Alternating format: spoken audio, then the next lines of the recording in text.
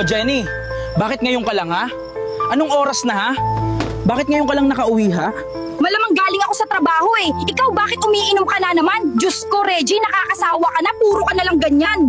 Tignan mo, nagsasalita pa ako. Bigla mo akong tutulugan. Ayan kasi katakawan mo sa alak.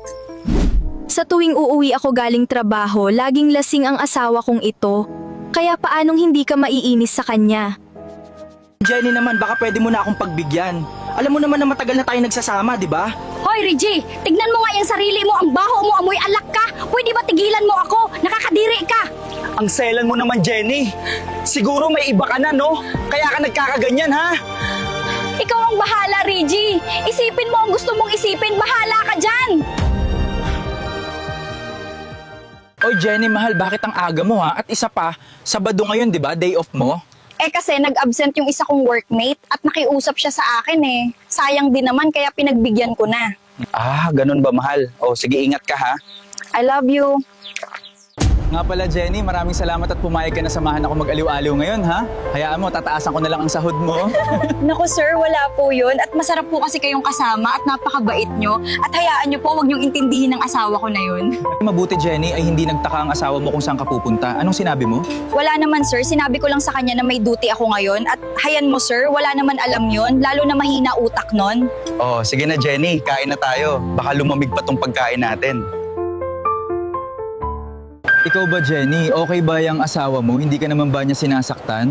Naku sir, yung asawa kong yun, lasinggero eh. Sa tuwing uuwi ako, lagi na lang lasing. Kaya minsan napapaisip na lang ako kung iiwan ko na siya o hindi. Naku, Jenny, ang malas mo naman pala, no? Siguro kung ako yun, aalagaan kita ng mabuti at mamahalin ng mabuti dahil hindi mo deserve ang ganun. Naku sir, sigurado ka ba na ililibre mo ako? Nakakahiya naman po sa inyo, baka mabawasan ang sahod ko nito. Oo naman, para sa'yo. Anong oras na? Bakit wala pa si Jenny? Siguro pauwi na din yun. O di kaya ay nag-overtime. Maraming salamat po sir sa palibre niyo sa akin at mauuna na din po ako, baka hinahanap na ako ng asawa ko. Nako, Jenny, ginabi na pala tayo, no? Baka gusto mo ihatid na kita para safe kang makauwi, ano? Okay lang ba? Nga pala, Jenny, simula ngayon ay wag mo na akong tatawaging Sir Mark na lang ang itawag mo sa akin. Opo, Mark. Okay, Mark. Nasanay kasi ako sa salitang sir eh. Pero hayaan mo, Mark, na ang tawag ko sa'yo ngay.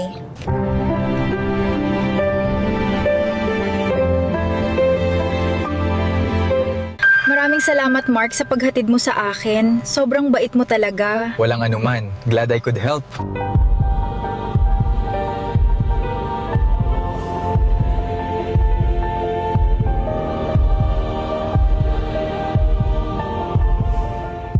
Naku, bakit dito naman natulog to? Sigurado ako lasing na naman to. Teka, makapasok na nga sa loob. O Jenny, mahal, nandyan ka na pala. Bakit hindi mo ako ginising kanina pa kasi kita hinihintay eh? At ano yung mga damit na yan, Jenny, ha? Bakit may mga bago kang damit, ha? Nako, binigay lang sa akin ito ng katrabaho kong babae. At bakit ang dami mong tanong, Reggie? Ay, makaalis na nga dito. Reggie, magpapaalam sana ako sa'yo ngayon. Birthday kasi ng ka-workmate ko eh. At inimbita niya ako, kaya aalis na muna ako. Ah, ganun ba, mahal eh? Bakit ganyan ang suot mo? 'Di ba? Sabi mo dati hindi ka mahilig sa ganyang suot, ha? Wala, gusto ko na to ngayon kaya aalis na ako ha. Ikaw na ang bahala sa mga gawain dyan. At baka gabihin ako. Teka, yan na ata ang order ko sa Shopee. Sana yan na nga yun para mabigay ko na kay Jenny. Aha. Oh, Jenny, anong ginagawa mo dito? Buti pinuntahan mo ako dito sa bahay ko. Halika, pasok ka. Diretso na kita Mark, kaya ako pumunta dito dahil hindi ko makalimutan ang ginawa natin kagabi at napaisip ako na mahal na din siguro kita. Ako din, mahal na rin siguro kita. Ayoko na sa asawa ko, Mark. Dito na lang ako kung gugustuhin mo. Mas gusto kitang kasama kaysa sa asawa ko. Sabi ko na nga ba, Jenny, hindi mo ako matitiis eh. Hayaan mo, gagawin ko ang lahat para sa'yo. At mas mabuti na dito ka na lang sa akin. Siguro, gagawin ko na lang lahat ng gawaing bahay para hindi na magalit sa akin si Jenny. At simula ngayon ay hindi na ako mag-iinom para mabawasan na ang init ng ulo sa akin ni Jenny. Sana magustuhan ito ng asawa ko para makabawi ako. Para makabawi ako sa kanya. Diyos ko, anong oras na wala pa si Jenny? Matawagan ko nga para malaman ko kung pauwi na siya. Hello Jenny, mahal, nasan ka? May surprise ako sa'yo ngayon, umuwi ka na. Please, Jenny, umuwi ka na. Please. Hello, Reggie. Tumawag ako ngayon sabi para sabihin na hindi na ako uuwi dyan dahil hindi na kita. Mahal Reggie, pasensya na. Ano Jenny, seryoso ka ba dyan sa sinasabi mo ha? At hayaan mo lang dyan ang mga damit ko or kung gusto mo, itapon mo na lang para hindi mo na ako maalala. Sana masaya ka kung nasaan ka man, Jenny. Kahit na iniwan mo na ako. Siguro tama lang ito sa akin. Mark, Diyos ko naman ang aga-aga umiinom ka na naman. Bakit hindi mo ako alagaan? Hindi mo ba nakikita na buntis ako? Hoy Jenny, alam mo ang tagal ko nang nagtitiis sa'yo, nagkanda. Lugi-lugi na ang negosyo ko dahil sa yung babae ka.